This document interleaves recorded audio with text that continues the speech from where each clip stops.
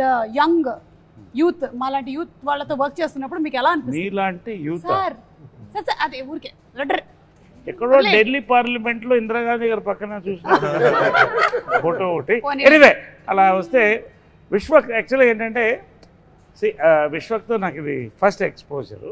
First day I thought I met a very serious man. As we work it was a pleasure. We went in to yoga. అంటే you start bonding and liking a person. Vishwak Sen on screen ఆయన speciality ఏంటంటే ఒక మాస్కా దాస్ అని పెట్టినట్టున్నారు title ఆయనకి. Is actually మాస్కా boss నా ఉద్దేశంలో.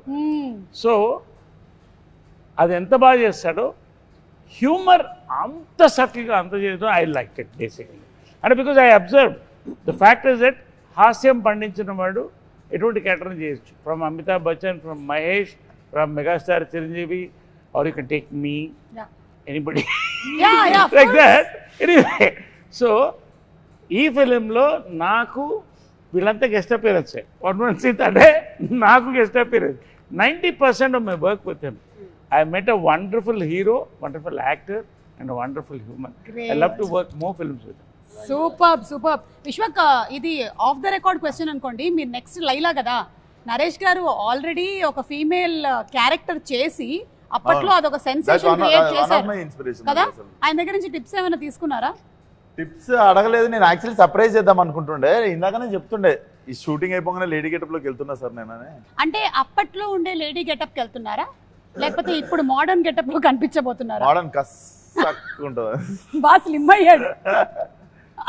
And Naresh గారిది నాకు Andari Bandhu cinema one of my favourite అన్నట్టు. నేను సార్ని కలిసినప్పుడు కూడా ఫస్ట్ థింగ్ అదే చెప్పినుండే, అందరి బంధు నాకు చాలా ఇష్టం సార్ ఆ సినిమా అని. Literally I was in to tears ఆ సినిమా. అండ్ చాలా అప్రిషియేషన్ రావాల్సిన సినిమా అది. ఐ థింక్ ఇప్పుడు రిలీజ్ కావాల్సిన సినిమా అది. అండ్ నేను టుడు పలానా యాక్టర్స్తో వర్క్ చేయాలి అని చెప్పి ఇష్టం ఉన్న సినిమాలు చేయలేదు. సో నరేష్ గారితో కూడా చెయ్యాలి, చేసిన రోజు కరెక్ట్ సినిమా చేయాలి అని చెప్పి ముందు సినిమాలలో కూడా ఆ క్యారెక్టర్ ఈ క్యారెక్టర్ రాసి తీపిచ్చేస్తుండే. Because first time when I collaborate it should be, అది ఉండిపోవాలి, గుర్తుండిపోవాలి ప్రతి ఒక్కరితో అని. So this was that film. ఈ సినిమా నాకు అతినంగానే నరేష్ గారు అని చెప్పి నేను రవి ఫిక్స్ కాగానే నేను చెప్పిన దానికి న్యాయం జరుగుతుంది 22nd రోజు. డెఫినెట్లీ మెమరబుల్ బాండింగ్ చూస్తారు మీరు.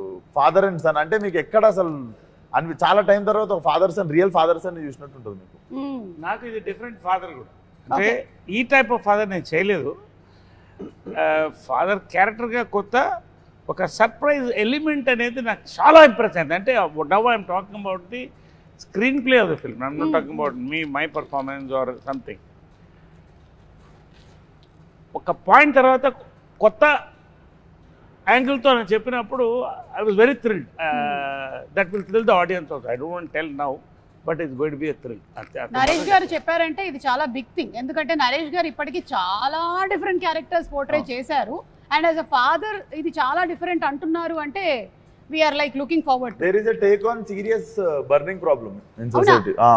Serious burning problem between father and son. చాలా burning problem in society. Burning problem in society. Yeah. ఈ మూవీ రవితేజ స్టోరీ నరేట్ చేస్తుంటారు కదా మీకు. So Raviteja is amazing by the way. Raviteja is an amazing writer and director. Okay. Chala. I was really impressed by him ఎందుకంటే I have worked with many directors across languages. కానీ